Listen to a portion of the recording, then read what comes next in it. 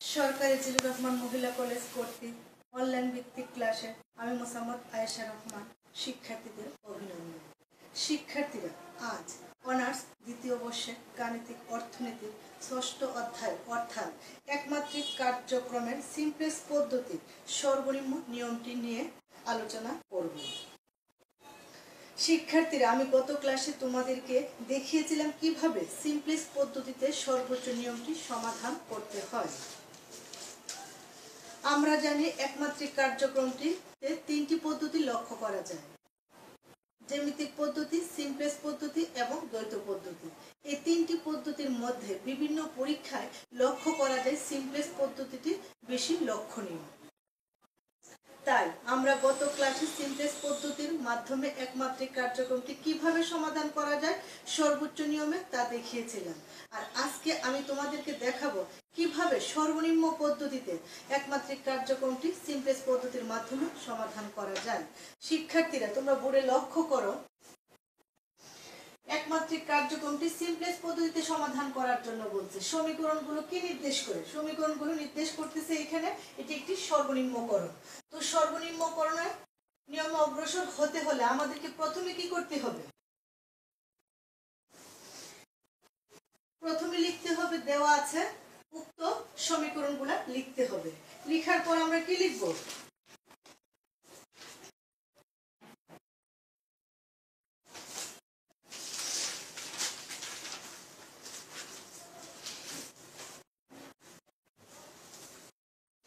প্রথমে লিখব দেওয়া আছে উক্ত সমীকরণগুলো।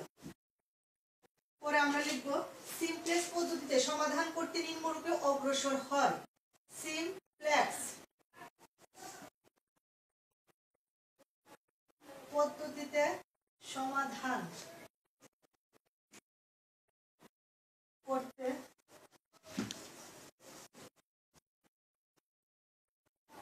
নিম্নরূপে অগ্রসর হয়। যেহেতু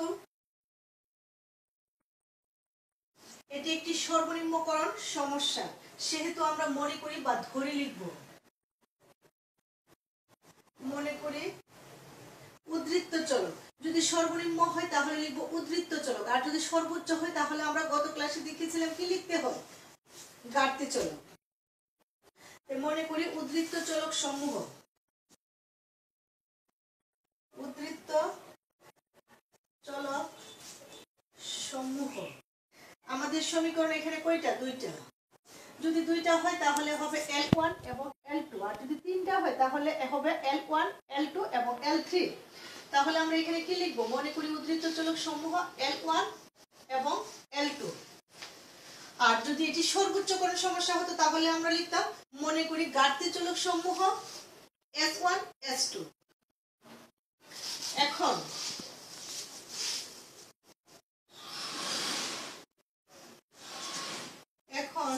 উদ্বৃত্ত চলক সমূহ সীমা শর্তে, উদ্বৃত্ত চলক সমূহ সীমা শর্তে যথাক্রমে বিয়োগ করে পাই, বিয়োগ করে পাই।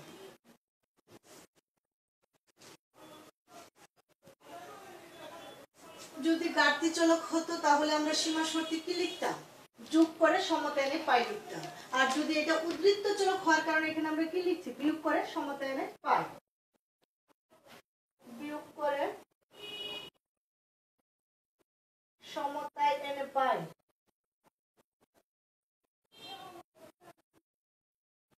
সমতায় এনে পাই। আমরা কি লিখবো? লিখছি উদ্বৃত্ত চলক সমূহ সীমা শর্তে যথাক্রমে বিয়োগ করে সমতা এনে পাই। সীমা শর্তগুলো আমাদের কি দেওয়া ছিল? 4x + 3y + z মাইনাস উদ্বৃত্ত চলক কি L1 = 3, বা আমরা L1 রেখে ইজ ইকুয়াল টুর পরে বাকি যে সংখ্যাগুলো হবে হবে সব লিখে দিব। 4x মাইনাস এর 3y মাইনাস এর z। তো আমাদের পরবর্তী সমীকরণ কি ছিল? x প্লাস এর 2y প্লাস এর z মাইনাস এর l2 is equal to 12 বা minus l2 is equal to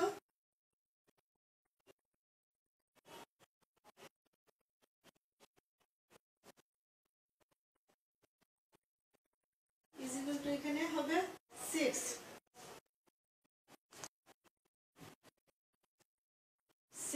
minus x minus 2y minus এর z।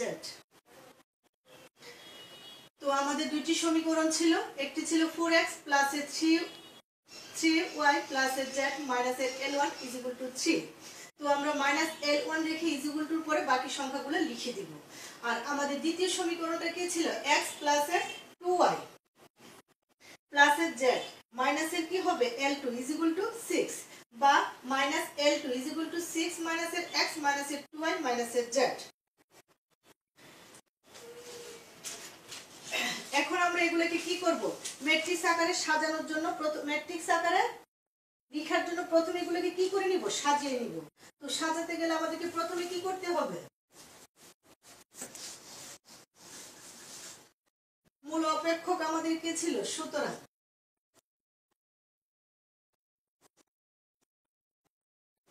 c is equal to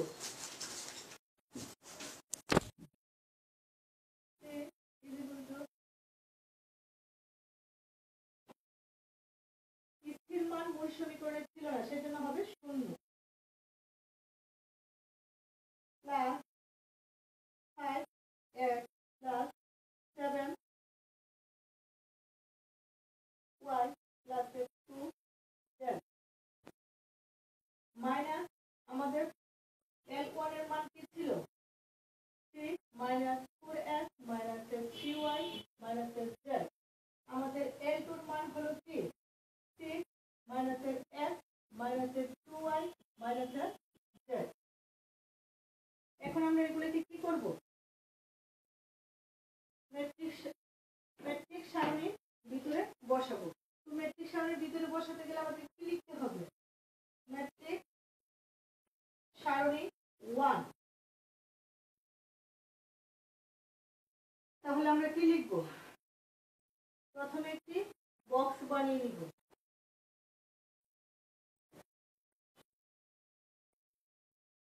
বক্সের ভিতরে আমরা কি করব? মানগুলা বসাবো।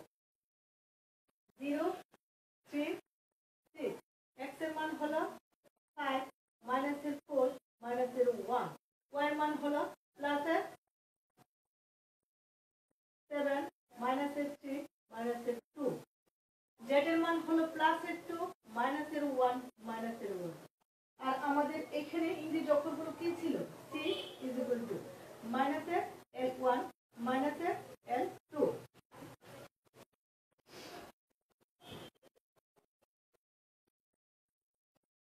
আর উপরে হবে স্থির মান 1, স্থির মানও লিখতে পারি কিংবা আমরা 1 ও লিখতে পারি। এখানে হবে x, এটা হবে y, এটা হবে z। তো আমরা জানি সর্বোচ্চ হলে এটাকে কি করে ফেলবো? Pivot column, pivot element, pivot rho নির্ণয় করব। যেহেতু এটি একটি সর্বনিম্নকরণ সমস্যা, সেহেতু আমাদেরকে কি করতে হবে? Pivot column, pivot rho, pivot element এগুলো বের করার আগে তা কি করতে হবে? পরিবর্তন করে নিতে হবে। তো কিভাবে পরিবর্তন করব? আমরা লিখব যেহেতু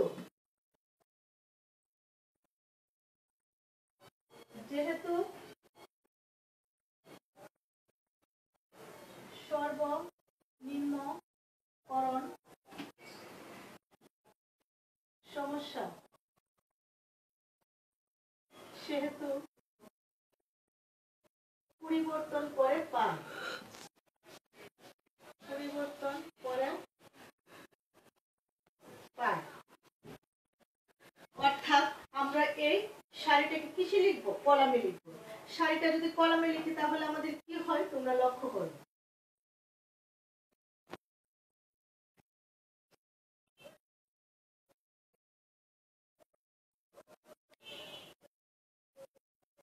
0.572 3 minus 4 minus 3 minus 1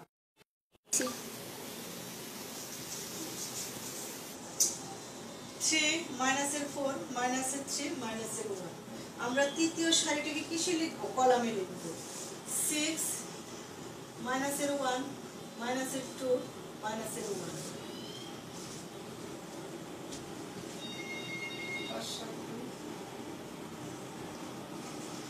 তো আমাদের উপরের সংখ্যাগুলো কোথায় আসবে উপরের সারিগুলো কিসে পরিণত হবে কলামে হবে তাহলে হবে 1 x y আর হবে z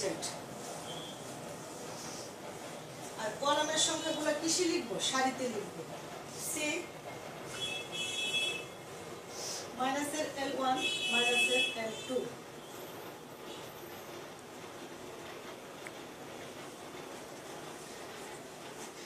যেহেতু আমরা পরিবর্তন করলাম তো এখন কি বের করব pivot column pivot element pivot rho আমরা সর্বোচ্চ নিয়মে যেভাবে pivot column pivot element pivot rho নির্ণয় করেছি ঠিক একই নিয়মে সর্বনিম্নর ক্ষেত্রেও pivot column pivot rho pivot element নির্ণয় করব তোমরা লক্ষ্য করো পিভট কলাম হবে প্রথম সারির প্রথম কলামে মিলিত স্থান বাদে বাকি যে সংখ্যাগুলো থাকবে তার সর্বোচ্চ সর্বোচ্চ এখানে কত আছে 6 তাহলে আমরা লিখব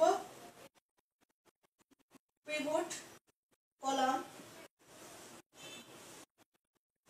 কলাম হবে আমার কত L2 অর্থাৎ 6 তার পরবর্তী স্টেপ হবে কি পিভট এলিমেন্ট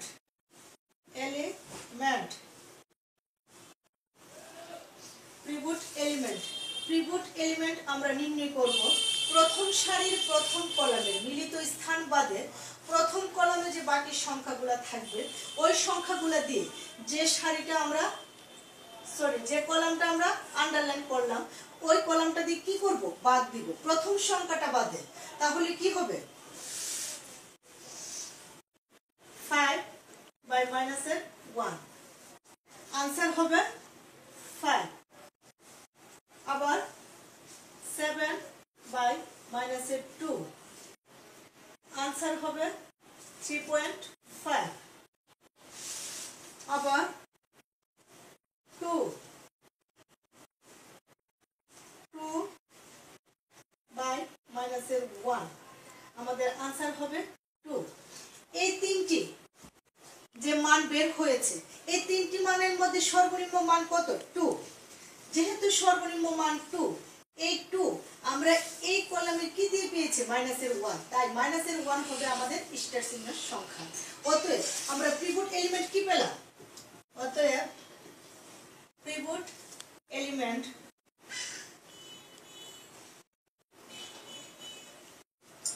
-1 অতএব আমার পিভট এলিমেন্ট হলো কি -1 পিভট এলিমেন্টের পরে আমাদের কি নির্ণয় করতে হয় পিভট রো তো আমার পিভট রোটা হলো কি পরবর্তী স্টেপ হবে পিভট রো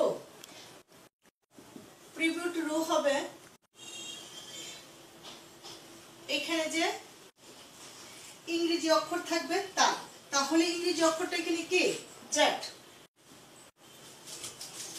আমি আবারও বলি তোমরা একটু ভালো করে লক্ষ্য করো যদি এটি সর্বনিম্নকরণ সমস্যা হয় তাহলে আমরা ম্যাট্রিক্স সারণীতে বসানোর পর তাকে কি করতে হবে পরিবর্তন করতে হবে অর্থাৎ সারিকে কলামকে সারিতে লিখব লেখার পর আমাকে কি বের করতে হবে pivot column pivot element pivot rho pivot column বের করার নিয়ম হলো প্রথম সারির প্রথম কলামে মিলিত স্থান বাদে প্রথম সারিতে যে সংখ্যাগুলো থাকবে তার সর্বোচ্চ মান নিতে হবে অর্থাৎ 6 আর পিভট এলিমেন্ট আমরা নির্ণয় করব এই কলামটা যে আমরা পেলাম এই কলামে যে মানগুলো আছে প্রথম সংখ্যা বাদে বাকি যে মানগুলো আছে তা প্রতি ক্ষেত্রে স্থির মানকে কি দিব ভাগ দিব ভাগ দেওয়ার পর ভাগফল যে ছোট সংখ্যা হবে এই ছোট সংখ্যাটা আমরা এই কলামে খুঁজবো কি দিয়ে পেয়েছি -1 তাই আমার পিভট এলিমেন্ট হলো -1 আর পিভট রো হবে এই -1 যে সারিতে অবস্থান করতেছে তার ইংরেজি অক্ষর কি জেড, তাহলে আমরা pivot column, pivot element, pivot rho নির্ণয় করতে পারলাম। তো এগুলো আমরা কেন নির্ণয় করলাম? ম্যাট্রিক্স সারণী 2 নির্ণয় করার জন্য। তাহলে আমরা এখন কি লিখব? ম্যাট্রিক্স সারণী 2 বের করব।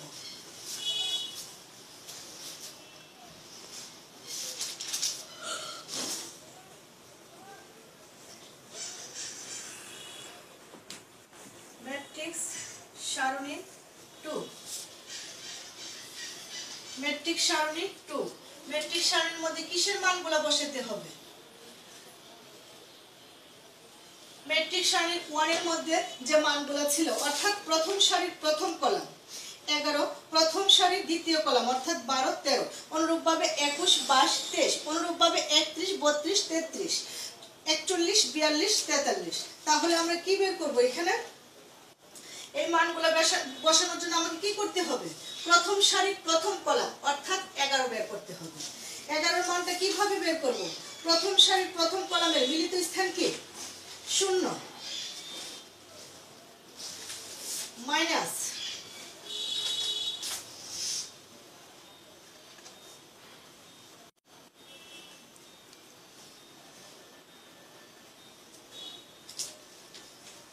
নিচে হবে স্টার চিহ্নের সংখ্যা মাইনাসের 1, উপরে হবে 1 গুণন 1 অর্থাৎ 6 গুণন 2। তাহলে আমাদের आंसर হলো 12।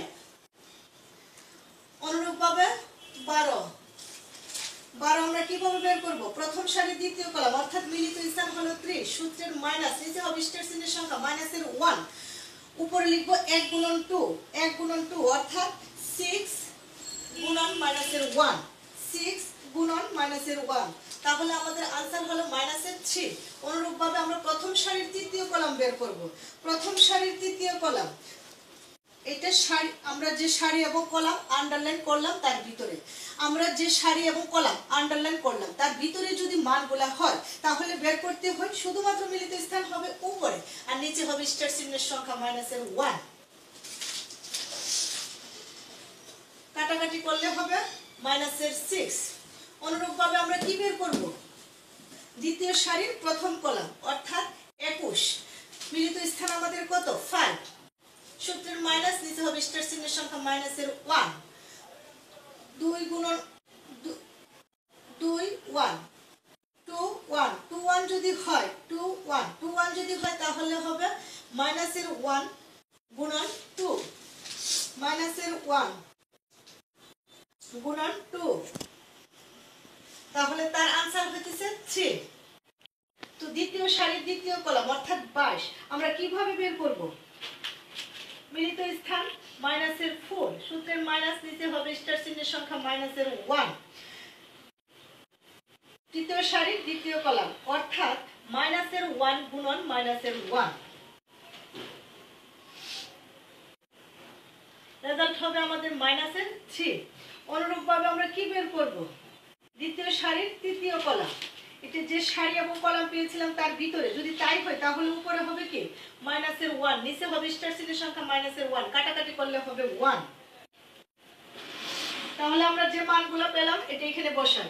প্রথম সারির প্রথম কলাম অর্থাৎ 11 মান হলো 12, প্রথম সারির দ্বিতীয় কলাম মাইনাসের 3, প্রথম সারির তৃতীয় কলাম মাইনাসের 6, দ্বিতীয় সারির প্রথম কলাম 3 মাইনাসের 3 1,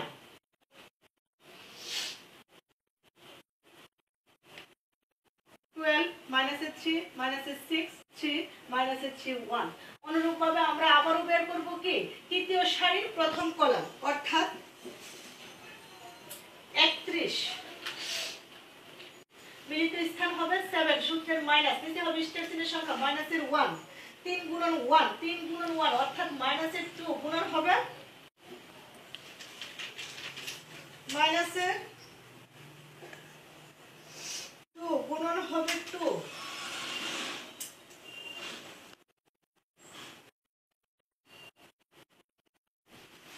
রেজাল্ট হবে 3।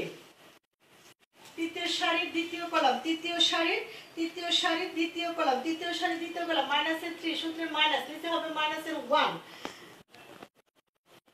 মাইনাসের 2 গুণন হবে মাইনাসের 1,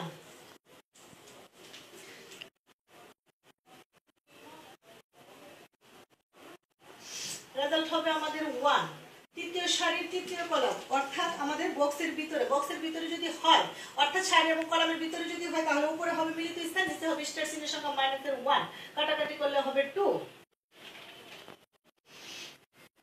কাটাকাটি করলে আমাদের হবে 2। তৃতীয় সারির তৃতীয় কলাম অর্থাৎ আমাদের আনসার বের হলো কত? 2। এখন আমরা অনুরূপভাবে আবার কি বের করব? চতুর্থ সারির প্রথম কলাম অর্থাৎ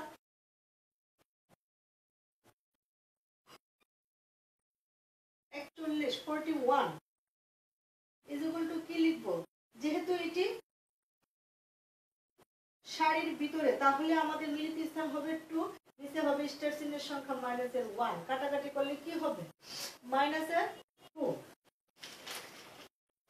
2। গত ক্লাসে আমি তোমাদেরকে বলেছিলাম স্টার চিহ্নের সংখ্যাটা যে সারিতে অবস্থান করবে, ওই সারি মানগুলা স্টার চিহ্ন বাদে যে সংখ্যাগুলো হবে প্লাস হলে হবে মাইনাস, মাইনাস হলে হবে প্লাস।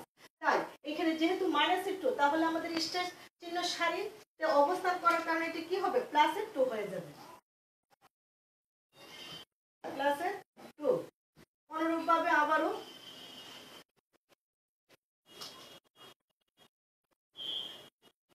চতুর্থ সারির দ্বিতীয় কলাম অর্থাৎ 42, তাহলে আমরা কি লিখব? মিলিত স্থান হলো মাইনাসের 1, নিচে হলো স্টার চিহ্নের সংখ্যা, কাটাকাটি করলে হবে 1। যেহেতু এটা স্টার চিহ্নের সংখ্যা সারিতে অবস্থান করতেছে, তাহলে তার রেজাল্ট হবে মাইনাসের 1। অনুরূপভাবে চতুর্থ সারির তৃতীয় কলাম অর্থাৎ 43, আমরা যেহেতু এটা স্টার চিহ্নের সংখ্যা, আমরা জানি স্টার চিহ্নের সংখ্যাটা কি হয়? 1/10, তাহলে হবে 1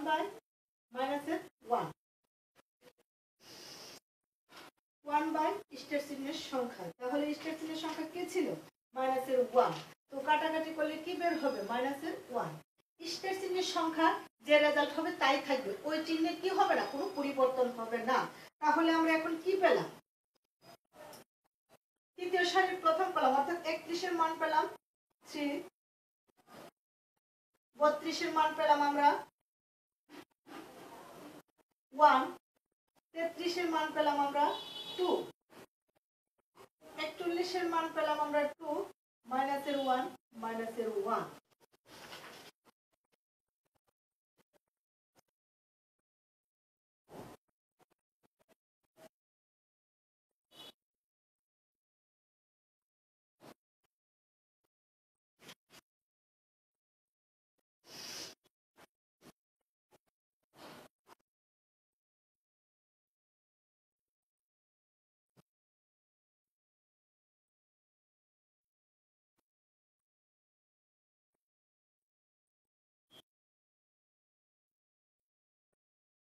এটা তৃতীয় সারির দ্বিতীয় কলামের মান হবে মাইনাসের 1,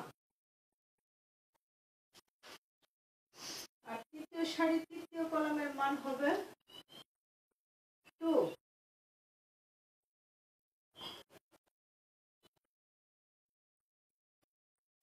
শিক্ষার্থীরা বোর্ডে লক্ষ্য করো, আমরা যে ম্যাট্রিক্স সারণী 2 পেলাম, ওইখানে যে ইংরেজি অক্ষর ছিল তার সারি এবং কলামে কি হবে? পরিবর্তন হবে। প্রথমে হবে 1, পরে হবে x,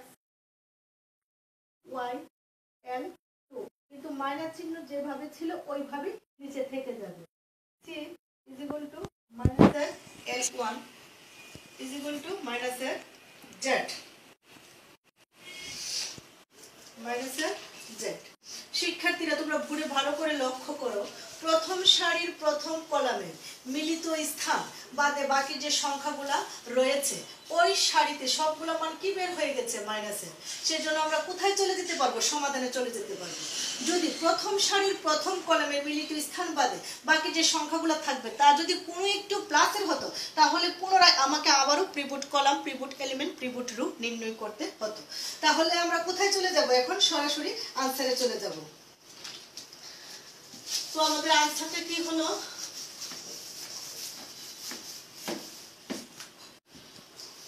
সুতরাং নিম্নের সমাধান, নিচে কি রয়েছে? C. C is equal to কত লিখব? 12। আর আমাদের L1 এর মান হলো কত? উপরে যে মান রয়েছে 3, আর L2 এর মান হলো আমাদের কলামে অবস্থান করার কারণে কি হবে? 0। x এর মানও হলো আমাদের 0, y এর মানও হলো আমাদের 0, z এর মান হলো আমাদের কি? 6।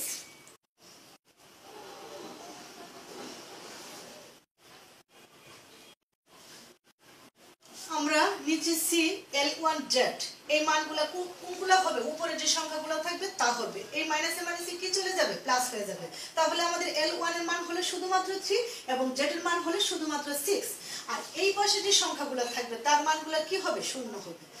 তাহলে আমরা কি সমাধান পেলাম? সি এর মান পেলাম 12, L1 এর মান পেলাম 3, L2 এর মান পেলাম 0, x এর মানও 0, y এর মানও আমাদের 0, z এর মান হলো 6। তাহলে শিক্ষার্থীরা, গত ক্লাসে আমি তোমাদেরকে দেখিয়েছিলাম একমাত্রিক কার্যক্রমে কিভাবে সিম্পলেস্ট পদ্ধতিতে সর্বোচ্চ নিয়মটি সমাধান করা যায়, আর আজকের ক্লাসে আমি তোমাদেরকে দেখালাম কিভাবে সর্বনিম্ন পদ্ধতিতে সমাধান করা যায়। তোমরা খুব ভালো করে এই দুটি নিয়ম পড়বা, কারণ বিভিন্ন ইয়ারে এই দুটি থেকে যে কোনো একটি পরীক্ষাতে আসে। তো আজকে এখানেই শেষ।